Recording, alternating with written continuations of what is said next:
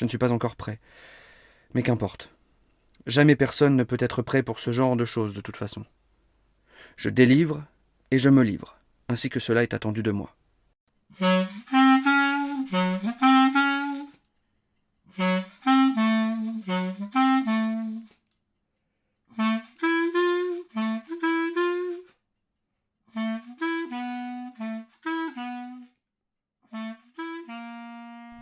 La revue Rue Saint-Ambroise et l'association Rue du Conservatoire vous proposent Éloge funèbre pour Ethan de Lisa Ruellin, nouvelle lauréate du concours Place aux Nouvelles 2025, publiée dans le numéro 56 de la revue Rue Saint-Ambroise, à paraître le 4 octobre 2025.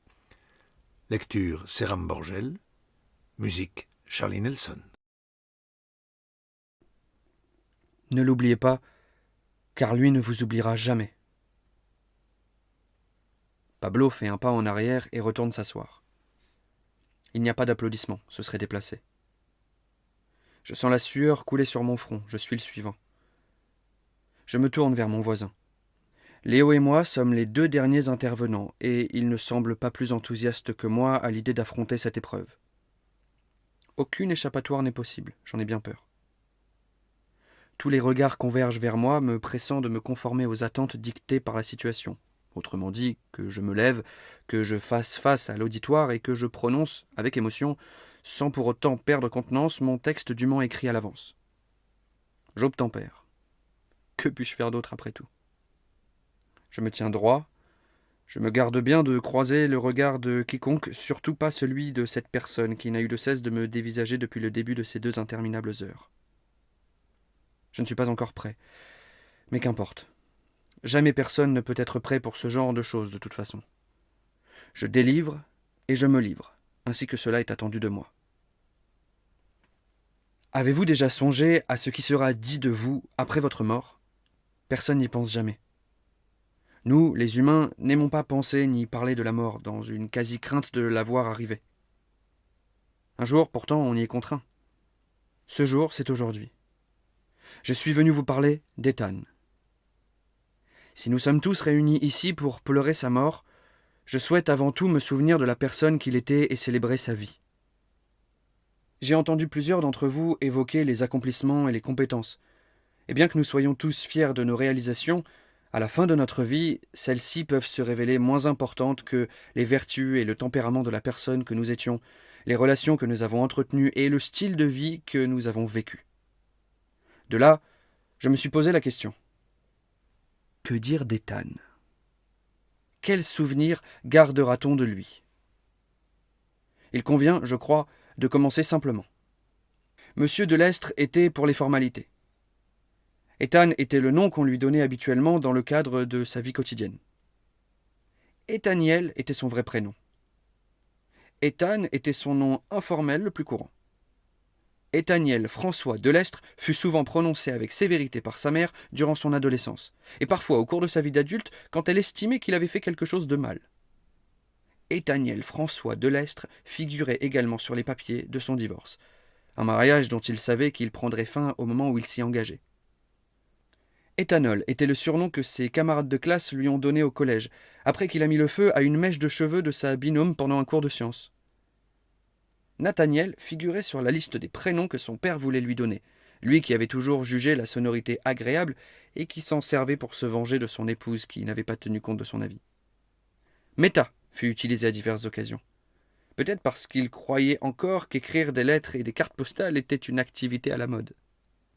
Edna lui avait été affectueusement donnée par sa sœur, et par affectueusement j'entends bien sûr moqueusement, qui mettait un point d'honneur à l'utiliser aussi souvent qu'elle le pouvait, pour entretenir leur lien affectif privilégié, celui que seuls les frères et sœurs partagent. Etty résonnait presque comme une poésie, certainement parce qu'une seule personne seulement l'appelait ainsi, et certainement parce que c'est cette même personne à qui il n'a jamais pu dire combien il l'aimait. Ces noms vous disent peut-être tout ce que vous avez besoin de savoir sur lui, mais j'espère que vous souhaitez en savoir plus. Né dans le nord de la France, ce petit brun aux yeux gris était aussi impétueux qu'un orage. Dès qu'il a pu ramper, il a voulu marcher. Dès qu'il a pu marcher, il a voulu courir. Et une fois qu'il a commencé à courir, il ne s'est plus jamais vraiment arrêté. J'entends au sens propre comme au sens figuré. Pour les mères, il n'y a pas beaucoup de médailles qui sont décernées pour leur bon comportement maternel, mais il y en a beaucoup qui sont méritées. Ethan n'était pas un enfant facile à élever, à comprendre ou même à aimer, mais elle a réussi à faire tout cela, et ce, tout en donnant l'impression que c'était la chose la plus facile au monde. C'est ce que font toutes les bonnes mères, et Ethan en a eu une merveilleuse. Était-il un bon fils ? Je dis qu'il aurait pu être meilleur. Mais il a fait de son mieux dans la mesure de ce qu'il pouvait, et cela devrait compter pour quelque chose. Pour ceux d'entre vous qui l'ont connu durant son adolescence, vous ne l'avez pas vraiment connu. Après le décès de son père, Ethan était en colère contre tout et tout le monde. Les années qui ont suivi ont été difficiles. Il n'était plus le garçon joyeux et plein d'entrain qu'il avait été. Il essayait simplement de s'intégrer, d'être aimé et admiré par les autres, afin de ne plus jamais connaître le sentiment de solitude qu'il avait ressenti à la mort de son père. C'est une période dont Ethan parlait peu. Je pense qu'il en avait honte. Pour autant, la vie se poursuit, et, tout comme la joie est éphémère, les chagrins guérissent. Ethan a eu le courage de se relever. Pour lui, tout a changé quand il est entré au lycée. Tout a changé quand il l'a rencontrée. Un intérêt s'est manifesté dès le premier regard. Une amitié est née dès la première rencontre et leur amour a duré pour toujours. Il évoquait le souvenir de cette époque avec une précision saisissante, comme si son corps et son esprit demeuraient imprégnés de la mémoire de ce qui fut, de l'homme qu'il avait aimé, désiré et finalement perdu. Par la suite, les choses n'ont plus été les mêmes. Il n'a plus été le même. L'amour perdu affecte les âmes.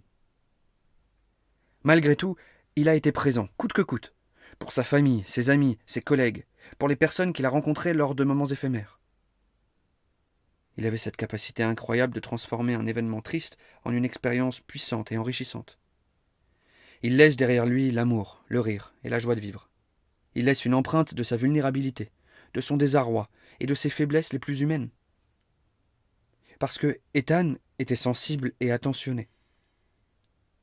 Ce qu'il a laissé, ce sont aussi des paroles non exprimées, des secrets inavoués et des sentiments non confessés. Parce que Ethan était également un lâche. Il a fait des choix plus proches de la personne qu'il ne voulait pas être que de celle qu'il était vraiment, de cet être magnifique qui vivait au fond de lui, si profondément enfoui sur la fin de sa vie que personne, pas même lui, ne le connaissait plus. À un moment donné de sa vie, il s'est retrouvé piégé, accablé par le souvenir d'une ancienne version de la personne qu'il était et qu'il ne pouvait plus être. Il s'est accroché à son passé, à ce qui aurait pu être, au point que le reste de sa vie fut marqué par son incapacité à se réaliser. Il a opté pour la sécurité et la facilité. Il s'inquiétait de ce que les gens disaient ou pensaient de lui. Il s'en souciait tellement, tellement plus que de vivre selon ses désirs les plus profonds. Il s'est consacré à soigner les apparences, il s'est plié aux pressions extérieures et aux attentes de la société et n'a pas vécu sa vie comme il le souhaitait vraiment. Tout cela n'a été qu'une perte de temps, de potentiel et d'énergie. Après tout, maintenant qu'il est mort, nous qui l'aimons, nous soucions-nous vraiment du corps, de la maison, du travail et de la voiture qu'il avait ? Pour ma part, je m'en moque éperdument. Jamais Ethan ne s'est excusé d'avoir manqué de courage. Jamais il ne se l'est pardonné. Pourtant, je sais qu'il a fait de son mieux, même s'il n'a pas été à la hauteur. La vie peut parfois être très douloureuse, mais elle continue envers et contre tout. C'est désormais à nous, les vivants, d'y trouver un sens. J'ai terminé. J'ai la bouche pâteuse, la tête embrumée et les genoux tremblants. Je n'ose regarder personne. Merci, Ethan. C'était... Enfin, tu peux retourner t'asseoir. Je tourne la tête vers mon professeur de français. Je n'arrive pas à déchiffrer son expression. Il me fait l'impression de quelqu'un planté au beau milieu de l'océan, à mi-chemin entre deux rives, et qui n'arrive pas à décider de la direction à prendre. Je suppose que nous nous sentons tous comme ça la plupart du temps. C'est mon cas, du moins. Léo, c'est ton tour. En m'avançant dans les rangées de tables pour rejoindre ma place, je me galvanise avec le courage que j'ai accumulé en prononçant mon allocution pour croiser son regard, celui-là même que je redoute le plus. Si je fais face, ce n'est pas son cas. Son menton est baissé, son regard est fuyant, et ses joues sont rougies par l'embarras. Il feint être concentré sur une page de son cahier, mais je sais que c'est faux car il n'y a rien écrit dessus. J'aimerais qu'il comprenne. Lorsque je passe près de lui, ses doigts effleurent les miens de manière fugace, mais tendre, et à ce moment-là, je sais qu'il a compris. Que ce bref éloge funèbre soit une leçon de conduite pour ma vie. Les choses peuvent changer, si l'on est prêt à faire face à l'effort et à l'inconfort que ce changement implique. Le prochain éloge funèbre écrit à mon sujet sera différent, car je vivrai différemment.